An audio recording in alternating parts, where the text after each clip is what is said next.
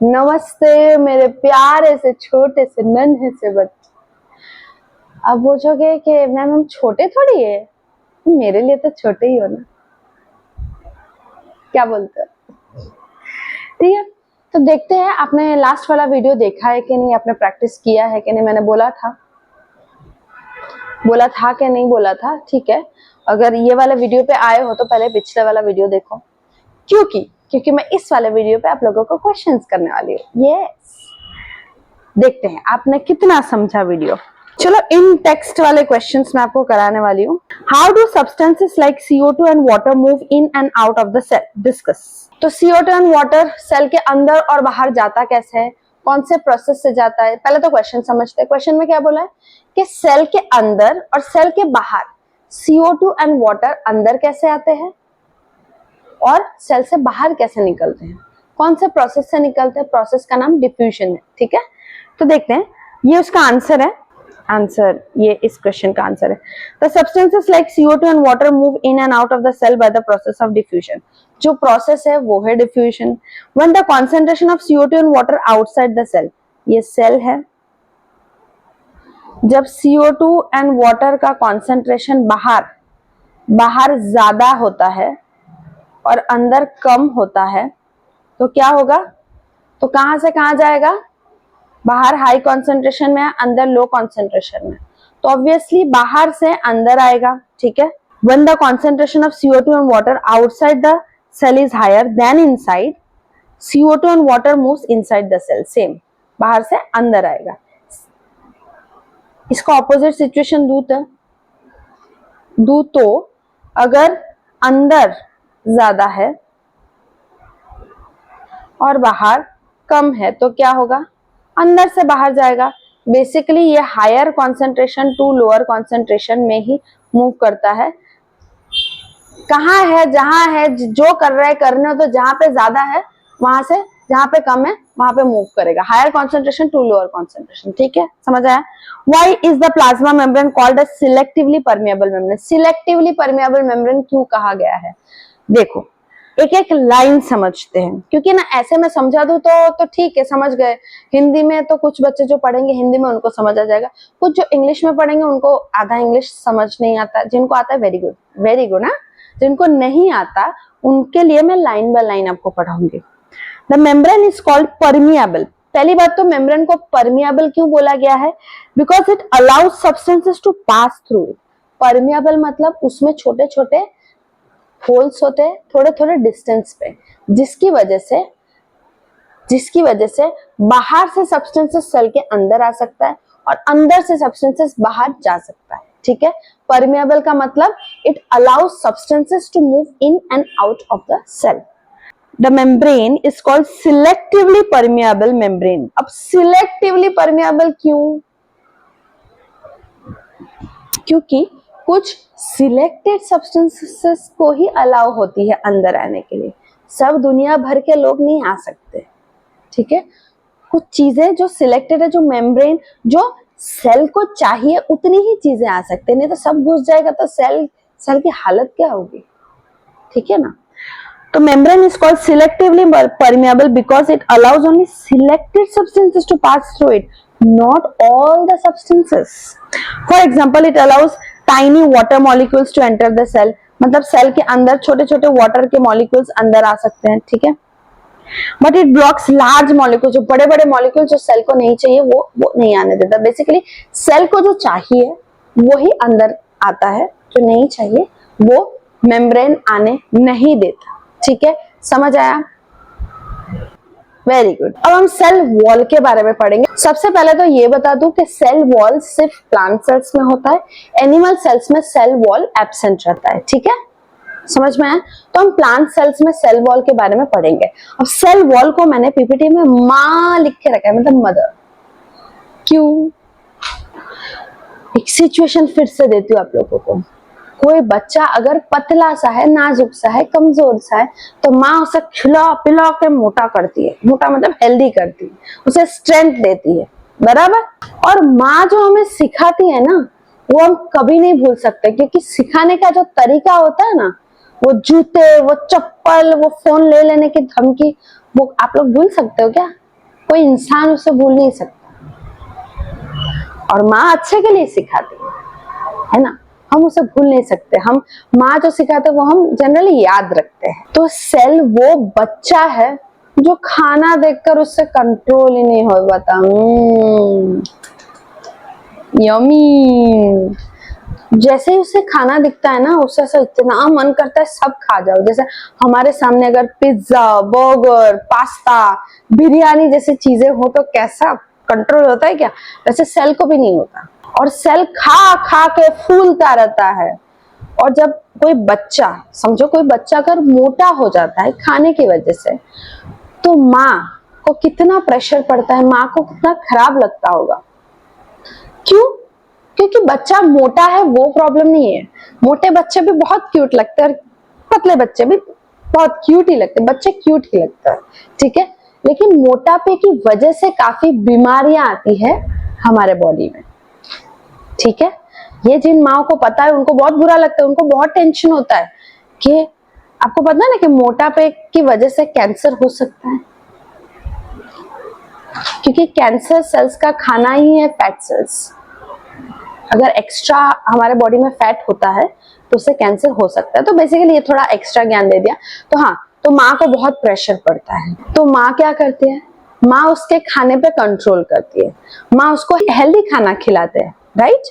माँ हमें हेल्दी खाना खिलाते हैं कि तू अभी ये फ्राइड चीजों को तुम छोड़ दो और हेल्दी खाना पेट भर के खाओ, तो तुम ऑटोमेटिक तुम्हारा नॉर्मल वेट आ जाएगा, ठीक है। सेम इसी तरीके से सेल वॉल भी फंक्शन करता है। कैसे? जब सेल को भी थोड़ा सा बोल देती हूँ, जब सेल को भी ज्यादा पानी दिखता है बाहर तो सेल सब ले लेने लगता है, सब ले लो, सब खा जाऊंगा, सब पानी खा जाऊंगा, प्लीज प्लीज प्लीज मेरे को खाने दो। तो सेल वॉल क्या करता है, नहीं ज्यादा नहीं, एक कान के नीचे बजाऊंगी, ज्यादा नहीं खाना, पीना पीना, सॉरी बंगाली हूं ना तो निकल जाता है, तो ज्यादा नहीं पीना, कंट्रोल में रहो। ना सेल को ज्यादा पानी अंदर लेने देता है, ना सेल के अंदर से ज्यादा पानी निकालने देता है, ठीक है, ठीक है, कंट्रोल करके रखते हैं सेल वॉल, ठीक है। तो अब हम सेल वॉल के बारे में पढ़ेंगे कि सेल वॉल है क्या। वैसे स्टार्ट करने से पहले एक बात बता देती हूँ, हमारी माँ जो भी हमारे लिए करती है वो गलत हो या सही हो, उनका इंटेंशन कभी गलत नहीं होता, वो कभी गलत मेरे बच्चे का खराब ही होगा ऐसा सोच के नहीं करते, उनका इंटेंशन हमेशा सही होता है, उनके दिमाग में वो चीज सही लगता है अपने बच्चे के लिए, इसलिए वो करते हैं, ठीक है। तो बोलना पड़ता है क्योंकि कोई मदर देख लेंगे, वैसे मैं भी एक मदर हूं, अभी समझ सकते हो कि माँ ऐसे क्यों करते हैं। Outermost covering of the plant cell, cell wall हम पढ़ेंगे। तो ये प्लांट सेल का सबसे ऊपर वाला कवरिंग है, देखो ये जो लाइट ग्रीन कलर का पार्ट है ये सेल मेम्ब्रेन है, और जो डार्क ग्रीन कलर का पार्ट है ये सेल वॉल है, और सेल वॉल सबसे ऊपर वाला कवरिंग है। Present outside the cell membrane, दिख रहा है सेल मेम्ब्रेन के बाहर है cell wall, separates the interior content from the exterior environment of the cell. और सेल वॉल, वॉल जैसे हम समझ ले घर का जो दीवार है, दीवार के अंदर जब हम होते हैं तो क्या कहते हैं कि ये घर के अंदर है, और दीवार के बाहर जब हम निकलते हैं तो क्या बोलते हैं लोग कि ये घर के बाहर है, तो दीवार डिसाइड करता है। तो सिमिलरली सेल वॉल जो है वो सेल के अंदर के कंटेंट्स जो भी है, ये जो भी है क्लोरोप्लास्ट, अमाइलोप्लास्ट, माइटोकॉन्ड्रिया, जो भी है वो सेल के अंदर के कंटेंट्स को बाहर से सेपरेट करके रखता है। Allow the passage of most materials through it, so it is permeable in nature. Permeable तो मैंने समझा दिया कि वो अपने अंदर काफी सारे चीजों को अंदर आने देता है, इसलिए उसको क्या कहा गया है, permeable in nature. Made of cellulose which gives strength and rigidity, cell wall जो है वो सेल्यूलोज का बना है। सेल्यूलोज एक तरीके का मटेरियल है, एक तरीके का कार्बोहाइड्रेट है जो सेल वॉल को स्ट्रेंथ भी देता है और रिजिडिटी मतलब फिक्स्ड रखता है एक जगह पे, प्लांट्स हिलते नहीं है, प्लांट्स फिक्स्ड होते हैं, ठीक है। तो सेल्यूलोज की वजह से ये चीज हो पाता है, अंडरस्टूड। तो सेल वॉल सबसे ऊपर वाला कवरिंग है, वो प्लाज्मा मेम्ब्रेन के बाहर है, वो सेल के अंदर के कंटेंट्स को बाहर के चीजों से सेपरेट करके रखता है। फिर क्या है, हाँ ये परमिएबल इन नेचर है क्योंकि काफी सारे चीजों को वो अंदर आने देता है, और वो सेल्यूलोज का बना है। सेल्यूलोज एक तरीके का कार्बोहाइड्रेट है जो सेल को स्ट्रेंथ देता है और रिजिडिटी देता है। नेक्स्ट, अब देखते हैं functions of the cell wall. वो पिछले वाले स्लाइड में यही वाला डायग्राम था, तो वो इस स्लाइड में काम आएगा, पिछले साइड में नहीं। Provide shape, strength and rigidity. Cell wall क्या करता है? सेल को शेप भी देता है खूबसूरत सा, उसे स्ट्रेंथ भी देता है और रिजिडिटी फिक्स्ड भी रखता है, सेम माँ की तरह। Controls the swelling of the cell during water intake. मतलब ये भी मैंने आपको बताया कि सेल वॉल जो है वो सेल को ज्यादा फूलने नहीं देता, स्वेल नहीं होने देता, क्योंकि सेल जब पानी पी पी के स्वेल होता है ना, तो सेल वॉल पे प्रेशर पड़ता है। एक बलून में तुम हवा भरोगे, एक लिमिट तक ही भर सकते हो, उससे ज्यादा भरोगे तो क्या होगा? फट जाएगा। ऑब्वियसली सेल जितना पानी पी सकता है, जितना पानी अंदर इनटेक कर सकता है, उसका कंट्रोल सेल वॉल रखता है। अभी सेल ने अगर ज्यादा पानी इनटेक ले लिया तो सेल वॉल पे प्रेशर पड़ेगा, तो सेल वॉल बोलता है फट, सेल वॉल बोलता है ज्यादा नहीं, कंट्रोल में, सो कंट्रोल करके रखता है। ना ज्यादा पानी इनटेक होने देता है, इनटेक मतलब अंदर आने देता है, ना अंदर से बाहर जाने देता है। सेल को स्वेल नहीं होने देता ज्यादा, otherwise the cell will burst, same balloon की तरह। तो इसमें होता क्या है? The cells tend to take up water by osmosis. अब ऑस्मोसिस, वो रेजिन्स वाला एक्सपेरिमेंट हमने किया, तो उसका जो सेल है वो, उसका नेचर ही है कि पानी अंदर लेना, ऑस्मोसिस के प्रोसेस से। The cell swells building up pressure against the cell wall. तो सेल जो है वो स्वेल होता रहेगा, उसकी वजह से सेल वॉल पे बहुत ज्यादा प्रेशर आता जाएगा। ये बाहर वाला सेल वॉल है, ठीक है। The wall exerts an equal pressure against the swollen cell. अच्छा, तो सेल वॉल क्या करता है? उतना ही इक्वल प्रेशर देता है स्वेलन सेल पे। सेल जो स्वेल हो चुका है, जो फूल चुका है, उस पे इक्वल प्रेशर कौन देता है? सेल वॉल देता है कि ज्यादा नहीं फूलना, ठीक है। अगर तुम अपने माँ को प्रेशर देते हो तो माँ को भी आता है प्रेशर देना, सेम सेल वॉल को भी आता है उसे इक्वल प्रेशर देना, उसे कंट्रोल में रखना। Such cells can withstand much greater changes in the surrounding medium than animal cell. तो ये सेल्स का एक सपोर्ट है, क्या है? Cell wall. इस सपोर्ट की वजह से ये सेल काफी सारे एनवायरमेंटल चेंजेस को विथस्टैंड कर सकता है, मतलब सह सकता है। और एनिमल सेल्स के पास सेल वॉल नहीं होता, इसलिए वो इतना सह नहीं सकता। समझ में है? प्लांट सेल में सेल वॉल होता है, इसलिए क्या करता है? वो करते हुए सराउंडिंग में जितने भी चेंजेस है वो सह सकता है, मोस्ट ऑफ द चेंजेस वो सह सकता है। लेकिन एनिमल सेल सह नहीं पाता, रीजन उसमें सेल वॉल नहीं होता। Next, prevents water loss by trapping the water inside the cell. अब सेल के अंदर जो पानी होता है, ये देखो, ये वाला डायग्राम देखो, सेल के अंदर जो पानी होता है वो बाहर भी वो निकलने नहीं देता, तो सेल सूख जाएगा ना। सेल के अंदर पानी है, वो सब पानी बाहर चला गया तो क्या होगा? श्रिंक हो जाएगा, मुरझा जाएगा, तो वो भी सेल वॉल कंट्रोल करता है। Transport substances against different cells, उसका काम भी है कि एक सेल से दूसरे सेल में चीजों को ट्रांसपोर्ट करना है। ले भैया, तू भी ले, तू भी ले, तू भी ले, ठीक है, ट्रांसपोर्टेशन का काम है। When a living cell loses water through osmosis, there is shrinkage or contraction of the protoplasm of the cell away from the cell wall. अब देखो, अभी तक हमने ऑस्मोसिस देखा, ऑस्मोसिस में सेल के अंदर पानी आ रहा है, वो एक्सपेरिमेंट की बात कर रही हूँ। रेजिन्स फूल रहा है, मतलब रेजिन्स के अंदर पानी आ रहा है। अगर ये पानी निकाल दिया, अगर हमने फिर से रेजिन्स को धूप में सुखाने रख दिया, तो उसका सारा पानी निकल जाएगा। अचार बनाते हैं ना मम्मी, उसमें क्या होता है? आम को सुखाते हैं, आम का अचार या कोई भी अचार बनाते हैं तो उस चीज को पहले सुखाया जाता है। क्यों? कोई भी वो पापड़ भी बनाते हैं तो उसे पहले सुखाते हैं, क्यों? क्योंकि उसके अंदर का सारा पानी निकल जाना चाहिए, ठीक है। तो सूखने के बाद क्या क्या परिस्थिति हो जाती है चीज की? एकदम सूख जाता है, मुरझा जाता है, ठीक है। वैसा ही सेम सेल्स जब सूख जाता है, जब श्रिंक हो जाता है, जब कॉन्ट्रैक्ट हो जाता है, सब सेम मीनिंग है, ठीक है। ऑस्मोसिस की वजह से ये भी होता है, ऑस्मोसिस की वजह से सेल स्वेल भी होता है, ऑस्मोसिस की वजह से सेल श्रिंक भी होता है। तो जब श्रिंक होता है तब क्या श्रिंक हो रहा है? सेल वॉल श्रिंक नहीं होता, ये श्रिंक होता है। सेल का प्रोटोप्लाज्म, मतलब इतना जो पूरा पार्ट है, ये श्रिंक हो जाता है। देखो इस डायग्राम में, देखो श्रिंक हो रहा है। पहले ये सेल ऐसा था, फिर ऑस्मोसिस हुआ तो क्या हुआ? सेल श्रिंकेज हुआ, मतलब सेल वॉल तो उधर के उधर ही है, ये देखो, ये उधर की उधर ही है, लेकिन क्या श्रिंक हुआ? प्रोटोप्लाज्म श्रिंक हुआ। क्या हुआ? प्रोटोप्लाज्म। सेम उसी वही चीज लिखा है यहाँ पे, देयर इज श्रिंकेज और contraction of the protoplasm of the cell away from the cell wall. जो प्रोटोप्लाज्म है वो सेल वॉल से बहुत दूर चला आता है। This phenomenon is called plasmolysis. इसको क्या बोलते हैं? प्लाज्मोलाइसिस। ठीक है, प्लाज्मोलाइसिस क्या होता है? जब ऑस्मोसिस में सेल श्रिंक होता है या कॉन्ट्रैक्ट होता है तो सेल का जो प्रोटोप्लाज्म है वो श्रिंक होता है, सेल वॉल श्रिंक नहीं होता। क्या श्रिंक होता है? प्रोटोप्लाज्म। क्या श्रिंक नहीं होता? सेल वॉल श्रिंक नहीं होता। तो इसी फेनोमेनन, इस प्रोसेस को क्या बोला जाता है? प्लाज्मोलाइसिस। समझ में आया? Next slide. ब्रेन के बारे में तो आप लोगों को पता ही होगा, सबके पास ब्रेन होता है। होता है कि नहीं? हाँ, होता है ना।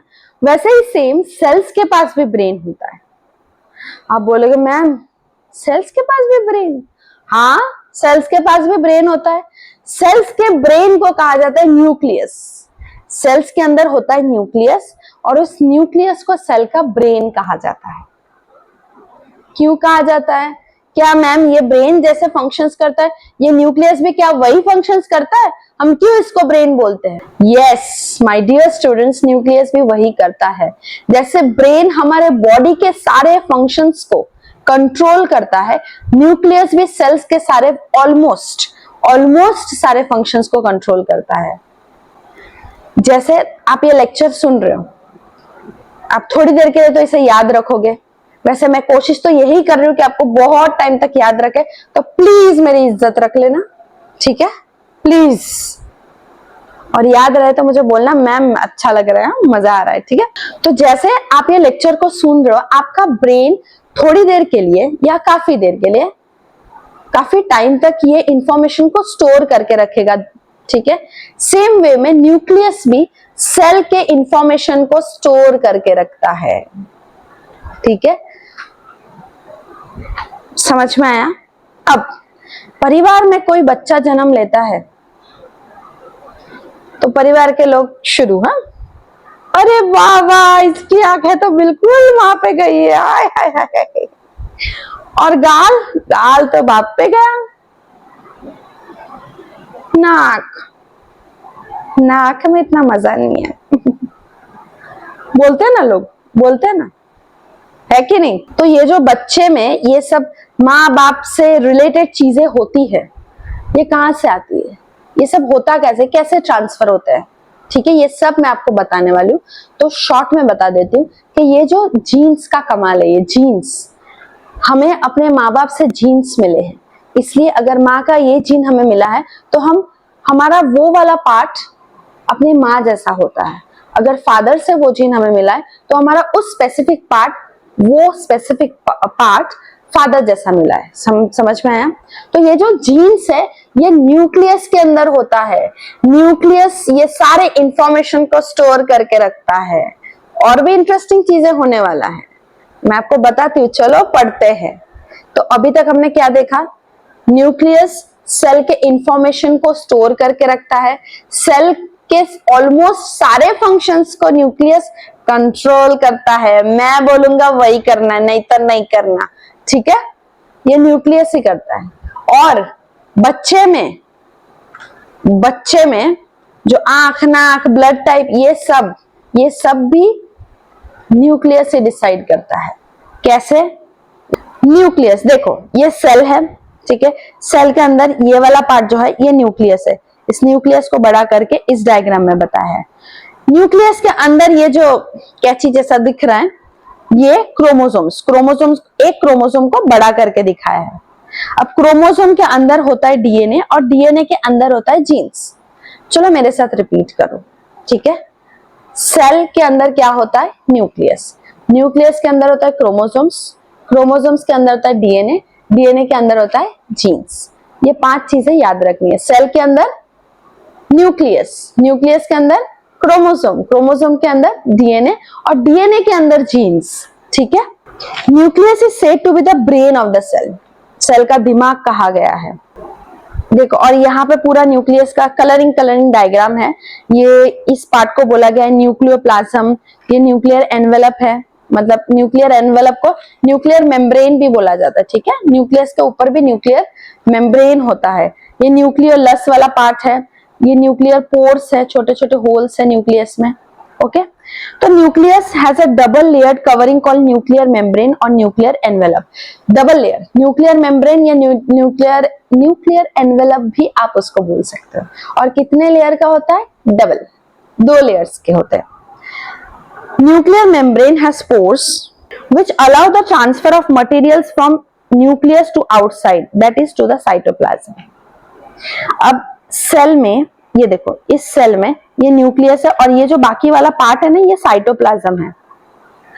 तो न्यूक्लियर मेम्ब्रेन में यहाँ पे पोर्स होते हैं, मतलब छोटे छोटे होल्स होते हैं। तो ये होल्स के मदद से, ये पोर्स की मदद से न्यूक्लियर के अंदर की चीजें साइटोप्लाज्म में जाती है। न्यूक्लियस के अंदर जो भी चीजें होती है वो साइटोप्लाज्म में जाता है। अब साइटोप्लाज्म क्या है मैम?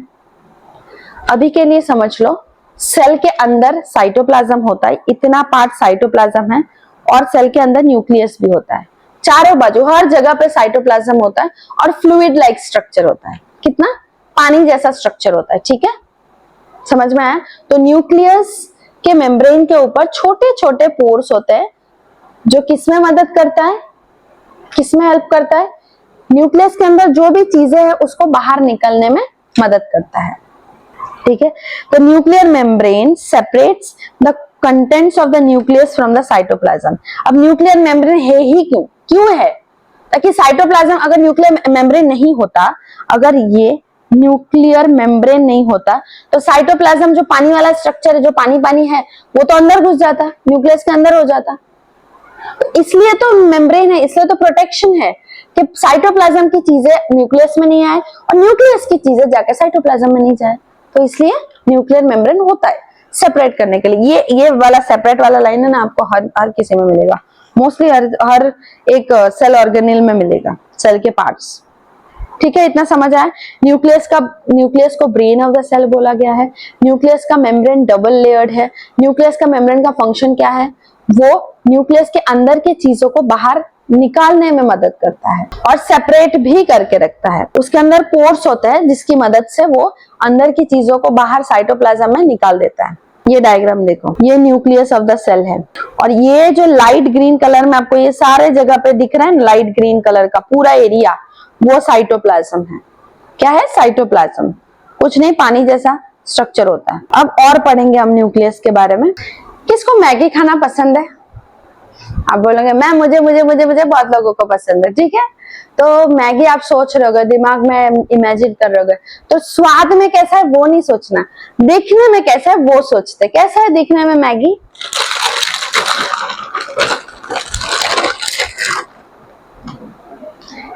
मैगी इस तरीके का होता है, एकदम कर्ल्ड, एक के अंदर दूसरा, एक के अंदर दूसरा, एक के अंदर निकालने में जान निकल जाती है कि नहीं? हाँ, तोड़ देते हम तो बनाते टाइम तोड़ देते हैं, बट इतना ऐसे ऐसे ऐसे जैसे कोई जो धागा होता है वो अपने ही अंदर फंस जाता है तो कैसा होता है? एंटेंगल हो जाता है। सिमिलरली मैगी भी ऐसा ही है, राइट?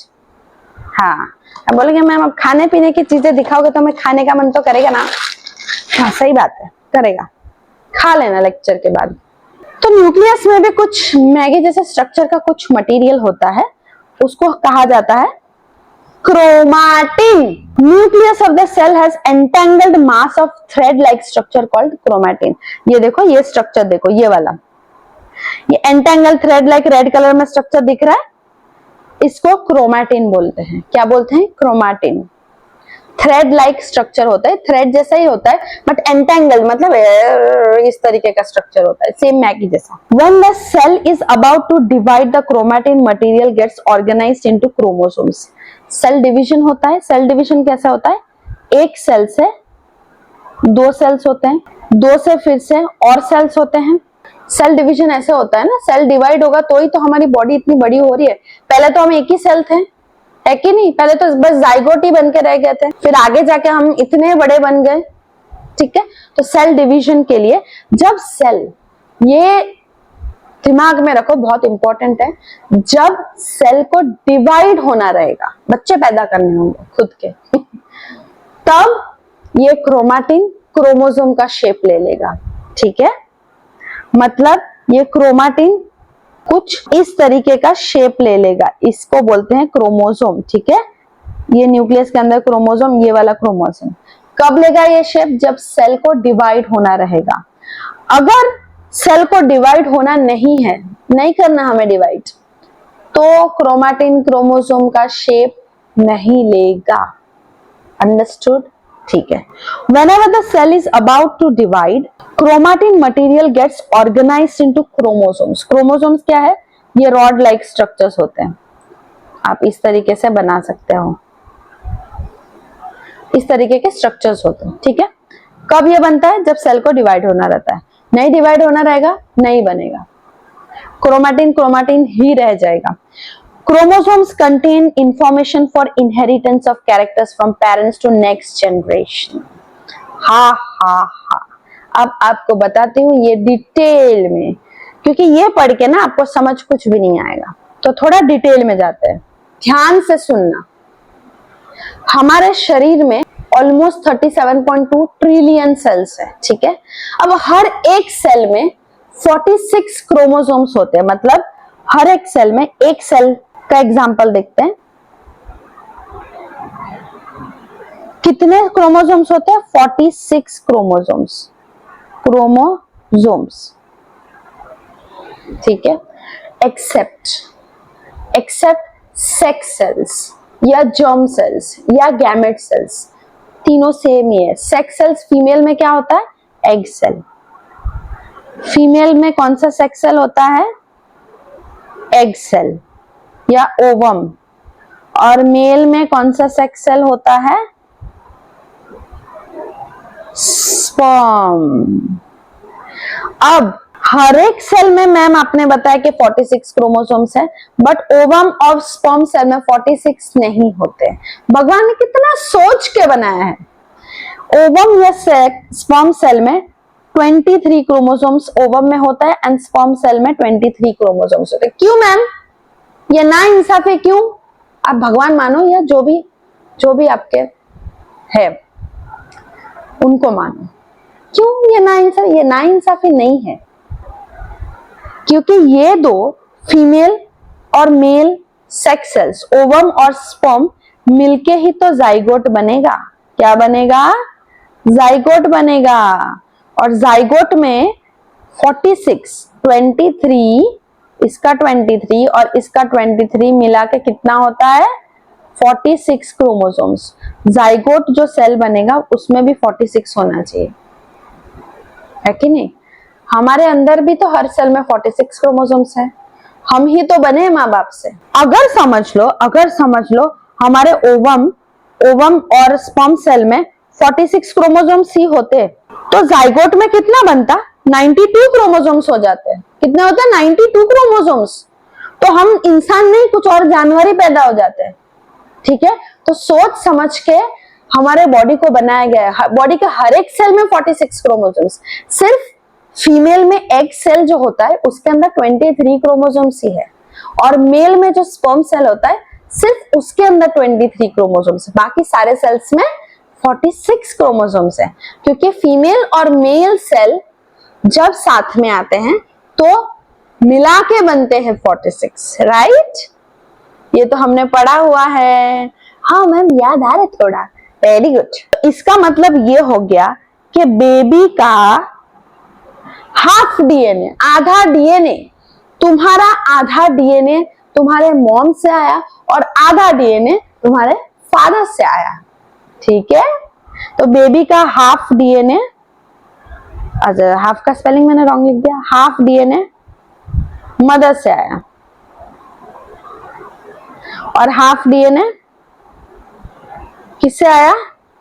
फादर से आया।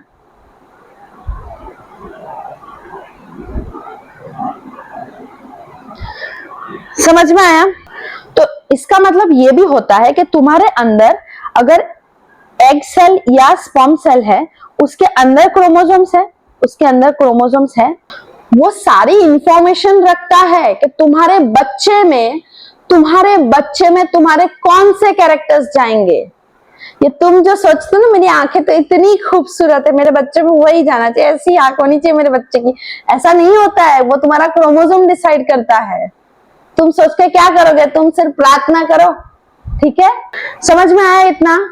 ओके, अभी हम आगे का करते हैं। Nucleus of the cell has entangled mass of thread like structure called chromatin, ये तो हो गया। When the cell is about to divide, cell जब डिवीजन होना रहता है तब क्रोमैटिन किस में बदल जाता है? क्रोमैटिन किस में बदल जाता है? क्रोमोसोम में बदलता है। Chromosomes contain information for inheritance of characters from parents to next generation in the form of DNA और deoxyribonucleic acid। DNA का फुल फॉर्म क्या है? deoxyribonucleic acid। क्या है? deoxyribonucleic acid। तो ये क्रोमोसोम के पास सारी इंफॉर्मेशन होता है कि बच्चे में, पेरेंट्स से बच्चे में कौन से कैरेक्टर्स पास होंगे, ये इंफॉर्मेशन कौन रखता है? हम बेचारे रख नहीं सकते, कौन रखता है? हमारे chromosomes. Chromosomes are composed of DNA and protein. Chromosomes में होता क्या है? कौन से दो चीजें होती है?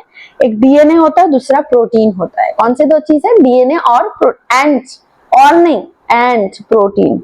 DNA molecules contain information necessary for constructing and organizing cells. DNA क्या करता है? वो इंफॉर्मेशन रखता है, वो जानकारी रखता है कि इस सेल को किस तरीके का बनना है। इसे ब्लड सेल बनना है, स्पर्म सेल बनना है, एग सेल बनना है, नर्व सेल बनना है, कैसा शेप देना है। ठीक है, ये सब इंफॉर्मेशन डीएनए रखता है। एंड ऑर्गेनाइज करना मतलब सेल को कहाँ जाना है, किस तरीके का फंक्शन करना है, ये सारे इंफॉर्मेशन कौन रखता है? डीएनए रखता है। डीएनए कहाँ होता है? किसके अंदर होता है? क्रोमोसोम के अंदर होता है। Functional segments of DNA are called genes. अब देखो, ये समझो डीएनए है, ये डीएनए का पार्ट है। ठीक है, ये डायग्राम में देखो, ये डीएनए है। अब इसमें कुछ पार्ट्स या सेगमेंट्स बोला जाता है। यहाँ पे हम पार्ट्स को सेगमेंट्स बोलेंगे, नया वर्ड भी सीखना चाहिए। तो कुछ पार्ट्स को जीन्स बोला जाता है। तो ये जो जीन्स है उतना पार्ट फंक्शन करता है डीएनए का, मतलब काम करता है। जीन्स को बहुत काम आता है, जीन्स अच्छा बच्चा है, काम करता है। ठीक है, डीएनए का कौन सा पार्ट काम करता है, फंक्शन करता है? जीन्स। तुम क्या हो? जीन्स हो ना, तुम काम करते हो ना, वेरी गुड। तो डीएनए का कौन सा पार्ट फंक्शन करता है? जीन्स। जीन्स को क्या बोला जाता है? Functional segment of DNA. क्या काम करता होगा जीन्स? बहुत सारे काम होते हैं, जैसे कि आरएनए बनाना होता है, आगे जाके प्रोटीन्स बनाना होता है। उतना डीप में हम अभी नहीं पढ़ेंगे, मैंने थोड़ा बहुत इंफॉर्मेशन बता दिया कि प्रोटीन्स बनाना होता है उससे आगे जाके। ठीक है, तो डीएनए का जो फंक्शनल पार्ट है उसे जीन्स कहा जाता है। और ये जीन्स हमारे अपने माता पिता के जीन्स आए, वही रिलेटेड लग रहा है आपको। और नॉन फंक्शनल डीएनए में कुछ ऐसे पार्ट्स हैं जो फंक्शन नहीं भी करते, उनको जंक डीएनए, वेस्ट, कुछ काम का नहीं है, नॉन फंक्शनल। जंक है तो जंक। वैसे ही डीएनए में भी जो काम नहीं करता उसे जंक डीएनए कहा जाता है। ठीक है, अब नेक्स्ट स्लाइड देखो। इस स्लाइड में भी बताया गया है कि ये जो जीन्स है वो आगे जाके प्रोटीन्स बनाता है। आगे जाके क्या बनाता है? प्रोटीन्स बनाता है, इसलिए उसको फंक्शनल सेगमेंट कहा जाता है। अब the nucleus plays a central role in cellular reproduction, the process by which a single cell forms two new cells। cellular reproduction हमने पढ़ा है, हमने अमीबा के बारे में पढ़ा है कि नहीं? देखो यहाँ पे पेरेंट अमीबा है। अब इसका न्यूक्लियस क्या है? इलोंगेट हो जाता है, मतलब लॉन्ग जैसा स्ट्रक्चर बन जाता है। बहुत इलोंगेट मतलब दोनों तरीके से लंबा हो जाता है, दोनों तरफ से। फिर न्यूक्लियस डिवाइड हो जाता है और फिर दो डॉटर सेल्स पैदा हो जाता है। तो इसे बोलते हैं सेल्यूलर रिप्रोडक्शन।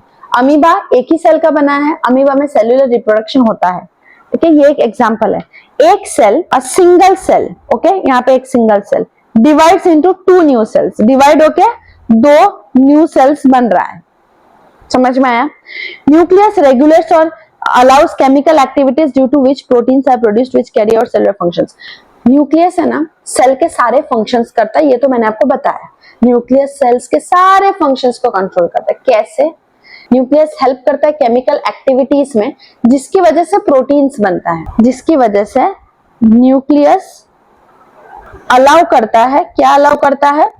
कुछ केमिकल रिएक्शंस होते हैं या केमिकल एक्टिविटीज बोल दो, जिसकी वजह से प्रोटीन्स बनते हैं। क्या बनते हैं? प्रोटीन्स बनते हैं। और प्रोटीन्स, पता है प्रोटीन्स कितना जरूरी है? प्रोटीन सेल के ग्रोथ में जरूरी है, सेल को ग्रो होने में, बढ़ने में प्रोटीन्स की जरूरत पड़ती है। सेल में कोई कुछ तोड़ मड़ोड़ गया तो वो भी प्रोटीन्स रिपेयर करता है। हमारे हाथ वाथ में लग जाता है तो हम कैसे ऊपर से कुछ क्रीम वगैरह लगा देते हैं, तो वो काम सेल्स के अंदर प्रोटीन्स करता है। तो प्रोटीन्स इतना जरूरी है। तो न्यूक्लियस क्या अलाउ करता है, कुछ केमिकल एक्टिविटीज होने देता है जिसकी वजह से प्रोटीन्स बनता है, और यही प्रोटीन्स आगे जाके सेल को हेल्प करता है। तो देखा, इस तरीके से न्यूक्लियस सेल के फंक्शंस को कंट्रोल करता है। Next, nucleus also contains genetic instructions such as cell development, cell structures, form the cell will take at maturity. Nucleus क्या नहीं करता है, सेल का डेवलपमेंट, सेल कैसे डेवलप होगा, छोटे से बड़ा कैसे होगा, मतलब सेल का स्ट्रक्चर कैसे होगा, ये एग सेल होगा, स्पर्म सेल होगा, रेड ब्लड सेल होगा, नर्व सेल होगा, वो स्ट्रक्चर भी न्यूक्लियस डिसाइड करता है। सेल बड़ा होके क्या बनेगा, क्या फंक्शन करेगा, ये भी न्यूक्लियस डिसाइड करता है। तो इसलिए बोला गया है ना, brain of the cell, almost सब चीजें डिसाइड करता है। तो ये हमने समझ लिया है। तो सेलुलर रिप्रोडक्शन में हेल्प करता है, मतलब एक सेल कैसे दो सेल्स में डिवाइड हो जाते हैं। नेक्स्ट, कुछ केमिकल एक्टिविटीज करता है जिसकी वजह से प्रोटीन्स बनता है, और प्रोटीन सेल को ग्रो होने में एंड रिपेयर करने में हेल्प करता है। Nucleus also contains genetic information. Genetic information किस लिए, सेल कैसे बड़ा होगा, मतलब सेल कैसे डेवलपमेंट होगा, सेल का स्ट्रक्चर कैसे होगा, बड़ा होने पे वो किस शेप का बनेगा, वो कौन से फंक्शंस करेगा, सब कुछ कंट्रोल करता है। Bacteria does not have a nuclear membrane. अब बैक्टीरिया, ये बैक्टीरिया का स्ट्रक्चर है, देखो यहाँ पे सिर्फ न्यूक्लियस है, कोई ऐसे ही न्यूक्लियस बस छुट्टा छोड़ दिया है न्यूक्लियस को, कोई मेम्ब्रेन वगैरह है नहीं इसमें। So due to the absence of nuclear membrane, the nuclear region is undefined and contains only nucleic acid and is called a nucleoid. देखो, न्यूक्लियस के ऊपर न्यूक्लियर मेम्ब्रेन नहीं होता, तो इस रीजन को हम क्या बोलते हैं, न्यूक्लियोइड। क्या बोलते हैं, न्यूक्लियोइड। यहाँ पे सिर्फ थोड़े बहुत न्यूक्लिक एसिड्स रहते हैं, कुछ एसिड टाइप के रहते हैं, ये आपको लर्न करना है, ठीक है। और उसे क्या कहा जाता है, न्यूक्लियोइड। सच ऑर्गेनिजम्स whose नहीं, अच्छा sorry, whose cells lack a nuclear membrane are called prokaryotes। अब कुछ ऐसे ऑर्गेनिजम्स होते हैं जिनके पास न्यूक्लियर मेम्ब्रेन नहीं होता, जैसे कि एक बैक्टीरिया है, और भी ऑर्गेनिजम्स है, आगे पढ़ेंगे। तो इन ऑर्गेनिजम्स को प्रोकैरियोट्स बोला जाता है, मतलब इनका न्यूक्लियस डेवलप नहीं हुआ ज्यादा। क्यों प्रोकैरियोट, क्योंकि प्रो मीन्स प्रिमिटिव, पूर्वज, पुराना, प्रो मीन्स प्रिमिटिव, ठीक है, एंड कैरियोट और कैरियन मीन्स न्यूक्लियस। प्रोकैरियोट मतलब प्रो मीन्स प्रिमिटिव या प्राइमरी, एंड कैरियोट और कैरियन मतलब न्यूक्लियस, ठीक है। इसके बैक्टीरिया में न्यूक्लियर मेम्ब्रेन नहीं होता, ये प्रोकैरियोट्स के अंदर पड़ता है। इसमें क्या होता है, न्यूक्लियोइड होता है। और जिन ऑर्गेनिजम्स के पास न्यूक्लियर मेम्ब्रेन होता है, जैसे हम हैं, एनिमल्स हैं, इनको क्या कहा जाता है, ये कहा नहीं जाता, ये यूकैरियोट्स के अंदर पड़ते हैं। ये थोड़ा बहुत ऊपर से गया होगा आपके, अभी समझ आएगा। प्रोकैरियोट्स और यूकैरियोट्स का डिफरेंस देखते हैं। प्रोकैरियोट्स में nucleus is not well defined, ये दिख ही रहा है, ये प्रोकैरियोट्स है, इसमें जो न्यूक्लियस है ये वेल डिफाइंड नहीं है, न्यूक्लियर मेम्ब्रेन नहीं है। और यूकैरियोट्स में ये वेल डिफाइंड है, खूबसूरत सा न्यूक्लियस है, देखो पर्पल में, इसमें न्यूक्लियर मेम्ब्रेन भी होता है, आपको दिख रहा होगा, देखो न्यूक्लियर एनवेलप है इसमें। Cell organelles such as mitochondria, Golgi bodies, ribosome, सेरेप्सन, ये क्या है मैम, बाबा बाबा बाबा, ये सब रिलैक्स, शांत, ये सब चीजें हैं, सेल के पार्ट्स हैं जो हम अभी पढ़ने वाले हैं। ये प्रोकैरियोट है, ये प्रोकैरियोट है, और ये यूकैरियोट है, ठीक है। तो देखो, यूकैरियोट में देखो माइटोकॉन्ड्रिया है, गोल्गी, ये वाले एपरेटस को गोल्गी एपरेटस कहा गया है, राइबोसोम्स है, ये छोटे छोटे जो डॉट्स है ये राइबोसोम्स है, ये सारी चीजें यूकैरियोट्स में है, बट प्रोकैरियोट्स में ऐसा कुछ भी नहीं है, okay. Cell organelles are non membrane bound. Prokaryote में जो सेल्स ऑर्गेनिल्स है, मतलब सेल के ये सारे पार्ट्स हैं, पार्ट्स तो आगे है ही नहीं, तो मेम्ब्रेन कहां से आएंगे, बट जितने भी पार्ट्स है उसके ऊपर भी मेम्ब्रेन नहीं होता, बट यूकैरियोट्स में ये सारे ऑर्गेनिल्स के ऊपर मेम्ब्रेन होते हैं, ठीक है। Cell organelles are membrane bound. Prokaryotes are mostly single cell, ये ज्यादा करके प्रोकैरियोट्स सिंगल सेल्ड होते हैं, जैसे बैक्टीरिया है, ब्लू ग्रीन एल्गे होता है, ये भी सिंगल सेल्ड होता है। And eukaryotes are mostly multicellular, nucleolus इसमें एब्सेंट होता है। प्रोकैरियोट्स में कोई न्यूक्लियोलस नहीं है, यूकैरियोट्स में न्यूक्लियोलस है, देखो ये वाला पोर्शन न्यूक्लियोलस है, ठीक है। और एग्जांपल्स इसमें ब्लू ग्रीन एल्गे एंड इसमें प्लांट्स, ह्यूमन, एनिमल्स। समझ में आया? एक और चीज यहाँ पे दिया हुआ है कि viruses lack any membrane and hence do not show characteristic of life. Virus जो होता है ना, खांसी कफ जो भी हमें होता है, जो भी वायरल इंफेक्शन हो, वो वायरस की वजह से होता है। ये वायरस जब हमारे बॉडी के बाहर होता है ना, मुर्दा होता है, मरा हुआ होता है, कुछ नहीं होता है। उसको जब टेस्ट करोगे ना, वो मरा हुआ दिखाएगा। जैसे उसे एक होस्ट मिल जाता है, जैसे उसे एक बॉडी मिल जाता है, वो बॉडी के अंदर घुस के, वो मेहमान है वो जो घर के अंदर घुस के उस घर पे ही कब्जा कर लेता है। सेम वायरस बॉडी के अंदर जाकर मल्टीप्लाई होता रहता है, 1 से 2, 2 से 1000, ठीक है। इस 2 से 1000 नहीं, मतलब 2 से 4 इस तरीके से खुद को मल्टीप्लाई करता है। तो हाँ, वायरस का ये खासियत है कि बॉडी के बाहर जब रहता है वो मरा हुआ होता है, जैसे उसको एक बॉडी मिलता है, जैसे ही मिलता है बस अपने रंग दिखाने लगते हैं, मल्टीप्लाई होने लगता है, ठीक है। तो when they enter a living body, use its cell machinery to multiply। हमारे ही बॉडी के मशीनरीज को, हमारे ही न्यूट्रिएंट्स को वो लेके खुद मल्टीप्लाई होता रहता है। स्मार्ट है ना? इसे स्मार्ट नहीं कहते हैं, जो भी है वायरस की एक खासियत है। अब साइटोप्लाज्म, स्विमिंग किया है? स्विमिंग करते हो ना, तो स्विम करते कैसे? पानी के ऊपर हम तैरते रहते हैं, तैरते रहते हैं, तैरते रहते हैं। सेम साइटोप्लाज्म भी है। साइटोप्लाज्म पढ़ते हैं। Cytoplasm is the fluid content inside the plasma membrane. अब देखो ये जो लाइट ग्रीन में आपको ये हर जगह पे लाइट ग्रीन दिख रहा है, वो साइटोप्लाज्म है। फ्लूइड कंटेंट है, मतलब पानी जैसा है। It is a jelly like material between the nucleus and cell membrane. ये न्यूक्लियस है और ये सेल मेम्ब्रेन है, ये वाला सेल मेम्ब्रेन है। इसके बीच में साइटोप्लाज्म हर जगह भरा है, न्यूक्लियस के अंदर नहीं है, न्यूक्लियस के बाहर और सेल मेम्ब्रेन के अंदर। ये पूरा जो लाइट ग्रीन का दिख रहा है वो साइटोप्लाज्म है। All cell organelles such as endoplasmic reticulum, mitochondria, ribosomes, vacuoles float within the cell membrane. अब सेल मेम्ब्रेन के अंदर क्या क्या चीजें आपको दिख रही है, ये सारी चीजें आपको दिख रही है, ठीक है। ये फ्लोट करते रहते, ये तैरते रहते, तैरते रहते इसके अंदर, ठीक है। ये एक पॉइंट बन गया, इजी है, बहुत इजी है। तो साइटोप्लाज्म एक फ्लूइड कंटेंट है प्लाज्मा मेम्ब्रेन के अंदर और किसके बाहर? न्यूक्लियस के बाहर, ठीक है। और सारे सेल ऑर्गेनेल्स इसके अंदर फ्लोट करते रहते हैं। जैसे ये सबका नाम लिख सकते हो, ribosomes, Golgi apparatus, mitochondria, plastid, सब कुछ नहीं लिखना आपको, ये डायग्राम में हर चीज को नहीं लिखना, ठीक है, एक्स्ट्रा है इसमें। अब क्वेश्चन टाइम, रेडी हो? Very good. नहीं रेडी हो तो हो जाओ, क्वेश्चन आंसर तो करने ही पड़ेंगे, चेक तो करना ही पड़ेगा हमको कितना आया। फिल इन द ब्लैंक्स है, चलो फटाफट से आंसर दो। प्रोकैरियोटिक सेल का साइज कितना है? 1 म्यूएम इक्वल टू 10⁻⁶ मीटर। 1 से 10 म्यूएम के बीच में होता है, बहुत छोटा, बहुत छोटा, अपने आंखों से हम उसे देख नहीं सकते। यूकैरियोटिक सेल का साइज है 5 to 100 म्यूएम, बड़ा होता है। इसके न्यूक्लियर रीजन को हम न्यूक्लियोइड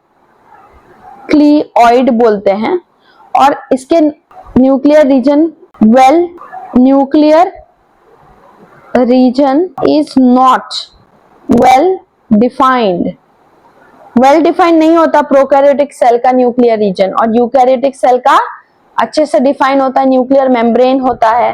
प्रोकैरियोटिक सेल में क्रोमोसोम सिंगल होते हैं, एक एक क्रोमोसोम होता है, एंड यूकैरियोटिक में एक से ज्यादा क्रोमोसोम्स होते हैं।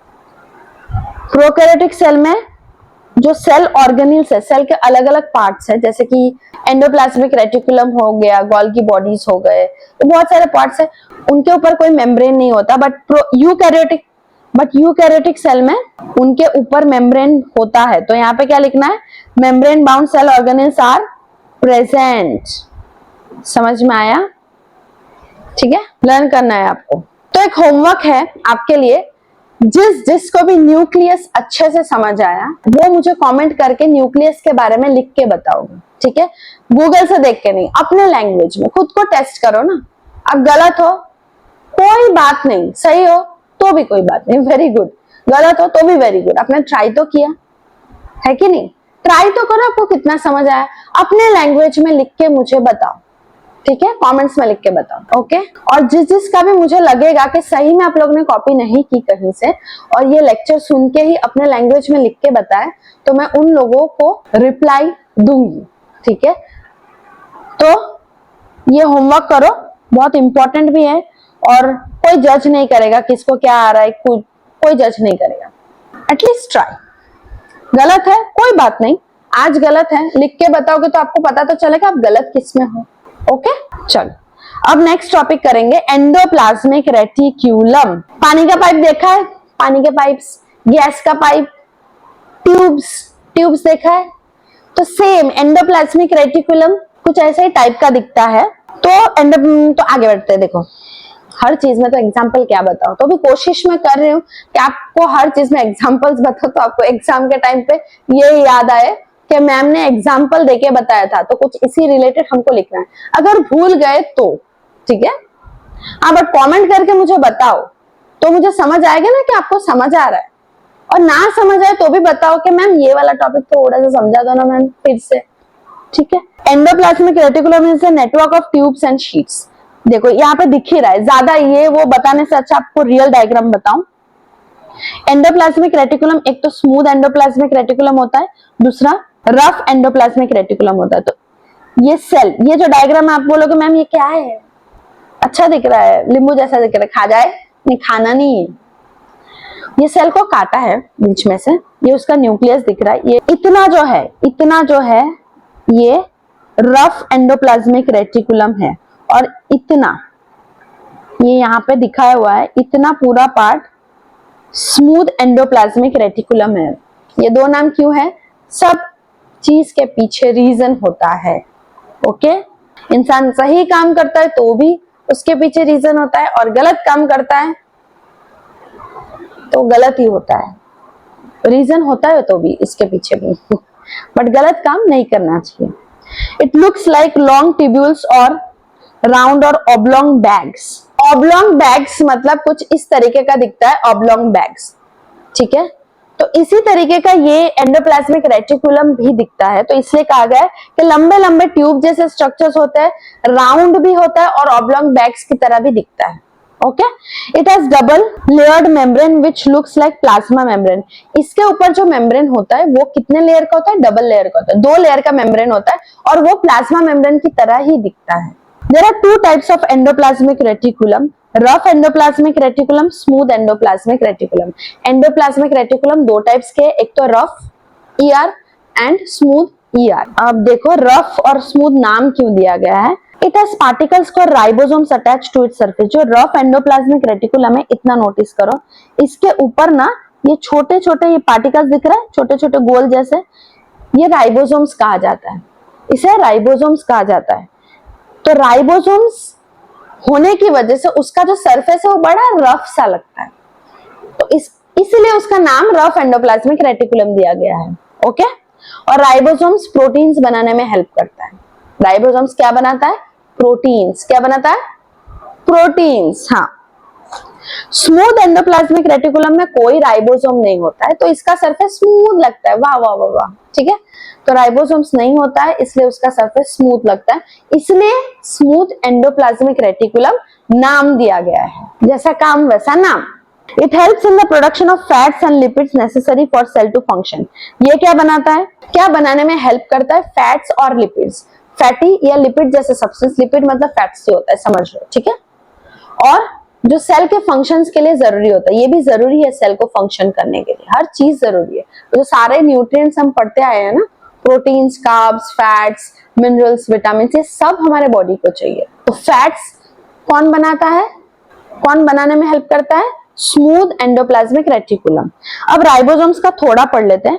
Proteins are manufactured in ribosomes. Ribosomes के अंदर क्या मैन्युफैक्चर होता है, किसकी फैक्ट्री है राइबोसोम, राइबोसोम किसकी फैक्ट्री है, क्या बनता है, proteins. Endoplasmic reticulum helps to transport these proteins to various places in the cell. अब ये जो प्रोटीन्स इसमें बना, ये प्रोटीन्स वो सेल के हर एक जगह पे ट्रांसपोर्ट करेगा, ठीक है। एंडोप्लाज्मिक रेटिकुलम इस बनाए हुए प्रोटीन्स को सेल्स को देगा ताकि सेल अपने बाकी का काम कर सके। ओके, समझ में आया? तो रफ एंडोप्लाज्मिक रेटिकुलम इसलिए रफ कहा गया है क्योंकि उसमें राइबोसोम्स है। स्मूथ एंडोप्लाज्मिक रेटिकुलम इसलिए स्मूथ है क्योंकि उसमें राइबोसोम्स नहीं है। रफ एंडोप्लाज्मिक रेटिकुलम क्या बनाने में हेल्प करता है? प्रोटीन्स। राइबोसोम्स है ना उसके अंदर, तो राइबोसोम्स प्रोटीन्स बनाना, तो वो भी हेल्प करता है प्रोटीन बनाने में। स्मूथ एंडोप्लाज्मिक रेटिकुलम फैट्स बनाता है, जो सेल, वो भी इंपॉर्टेंट है सेल के फंक्शनिंग में, सेल के काम में फैट्स भी काम आता है। राइबोसोम्स किसकी फैक्ट्री है? प्रोटीन्स की फैक्ट्री है। राइबोसोम्स में प्रोटीन्स बनता है एंड ये प्रोटीन्स को सेल्स को ट्रांसपोर्ट कौन करता है? Endoplasmic reticulum. प्रोटीन्स तो बन गए, खाना तो बन गया, अब खाना को पहुंचाना भी तो पड़ेगा, वो कौन करता है? हमारा ट्रक कौन है? प्रोटीन का ट्रक कौन है? ट्रक है ये, एंडोप्लाज्मिक रेटिकुलम ट्रक है जो प्रोटीन ट्रांसपोर्ट करता है सारे सेल्स में। ओके, अच्छा लगा लेक्चर तो प्लीज अपना होमवर्क करो। जिसको भी न्यूक्लियस अच्छे से समझ आया, साइटोप्लाज्म समझ आया, एंडोप्लाज्मिक रेटिकुलम समझ आया, वो मुझे कमेंट्स में बताओ अपने लैंग्वेज में। और पहली बात तो दुनिया की सोचना बंद कर दो कि मैं ये लिखूंगा तो लोग क्या कहेंगे। लोग कहेंगे, कहने दो, नो प्रॉब्लम। तो लोग कहेंगे इसलिए आप नहीं लिखोगे, ये कोई बात है? भगवान ने आपका जन्म इसलिए नहीं दिया कि लोग क्या कहेंगे, तू ऐसा है वैसा है, इसलिए नहीं दिया है। आपको इसलिए पैदा किया है कि आप अपना काम कर सको। तो पहले तो लोगों की सोचना बंद कर दो। समझ आया? लिख के बताओ। तो मुझे भी दिख रहा, मुझे भी ये इंटरेक्शन चाहिए ना। मैं वीडियो रिकॉर्ड करूँ तो मुझे समझ नहीं आ रहा है कि कितने बच्चों को समझ आ रहा है। आप मुझे कमेंट्स में बताओगे तो मुझे समझ आएगा। और अपने लैंग्वेज में लिख के बताओ। ये जो बुकिश लैंग्वेज है वो नहीं, वो तो हर कोई कॉपी पेस्ट कर सकता है, उसमें क्या है, बड़ी बात है। ठीक है, तो मिलते हैं नेक्स्ट वीडियो में। और वीडियो अच्छा लगे तो होमवर्क तो करना है, उसके साथ लाइक, शेयर और सब्सक्राइब करना है। Very good, bye. सुनो, अगर मुझे दिखा कि किसी बच्चे ने बहुत अच्छे से आंसर को लिखा है कमेंट में, तो मैं स्पेशली शॉर्ट वीडियो बना के उस बच्चे का नाम लूंगी और उसे तारीफ करूंगी, क्योंकि तारीफ तो बनता है यार। तुमने मेहनत किया, तुमने वीडियो को समझा और तुमने अपने लैंग्वेज में लिखा। इसका मतलब क्या होता है पता है? ये छोटी बात नहीं है। इसका मतलब ये होता है कि आपको एग्जाम टाइम तक ना ये लेसन यहाँ पे चला जाएगा। बार बार 10 बार बुक में समझने की जरूरत नहीं पड़ेगी। ये वीडियो देख लिया, समझ आ गया, बस आपको बुक रीड करना पड़ेगा। बुक तो रीड करना पड़ेगा, बट प्रॉब्लम कुछ भी नहीं आएगा, आपको सब समझ आएगा। अब जब बुक खोलोगे तो आपको दिखेगा, अरे वाह ये तो मुझे आता है। और सिर्फ आता नहीं है, आप खुद के आंसर्स बना सकते हो, आप स्टोरी बना के उसे लिख सकते हो। ठीक है, और ऐसा जब मैं लेक्चर ले रही हूं तो हर एक स्लाइड का आप फोटो लो, स्क्रीनशॉट लो और उसके नोट्स बनाओ। और यही आप एग्जाम में लिखोगे तो कोई आपके नंबर कट नहीं करेगा। बहुत अच्छे से मैंने मेरा बेस्ट ट्राई किया है लिखने का, और मेरा बेस्ट मैं कोशिश कर रही हूँ आपको समझाने का। अब मुझे चाहिए कि मेरे बच्चे अपना बेस्ट है, एटलीस्ट इतना तो मैं एक्सपेक्ट कर सकती हूँ अपने बच्चों से। ठीक है, चलो मिलते हैं नेक्स्ट वीडियो में फिर से, बाय।